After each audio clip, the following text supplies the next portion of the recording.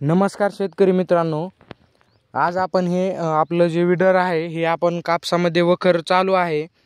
तर ज्या ह्या ज्या काड्या हे नकट्या तुम्ही बघत आहात, हे आपले इथं जी फ्यूल टँक आहे याला म्हणजे हे खराब होऊ शकतं. व नंतर इथं थोडे वायरिंग आहे, नंतर इकडं डिझेलची वायरिंग आहे. म्हणजे आपल्या जे कपाशीच्या ज्या नकट्या किंवा काड्या ज्या आहेत ह्या लागून ते खराब होऊ शकतं. त्यासाठी आता आपण याला पोत बांधलेला आहे. फक्त ह्याच्यामध्ये जे आहे ते हे जे इयर किनर तुम्ही बघत आहात हे फक्त उघडं ठेवावं लागतं, कारण की आपलं विडर चालत असताना त्याला इयरची गरज असते. त्यासाठी आपल्याला आपण याला फक्त एवढं हे जे इयर किनर आहे हेच फक्त बाजूला काढलेलं आहे. बाकी जरी झाकून ठेवलं तरी काही प्रॉब्लेम येत नाही. व जी दोरी आहे ती इथं आहे, ही पण आपल्याला ओढता येऊ शकते. त्यासाठी हे असं बांधून म्हणजे मोठा कापूस झाल्याच्या नंतरच असं बांधलं तर चांगलं राहतं. त्यासाठी हे असं बांधून घ्यायला पाहिजे, कारण की ह्याला म्हणजे खराब झाल्याच्या नंतर एखाद्या वेळेस जर अडकून एखादं वायर फेअर तुटलं किंवा डिझेलचं वायर जे आहे ते पण हे जर झालं तर नंतर प्रॉब्लेम येऊ नये म्हणून अगोदरच ही काळजी घ्यायला हवी. आता आपण हे विडर आपलं चालू करू. हे इथं जे आहे ते लाल बटन आहे. तर हे इथं लाल बटन आहे, हे असं खाली करायचं व नंतर ही दोरी ओढायची.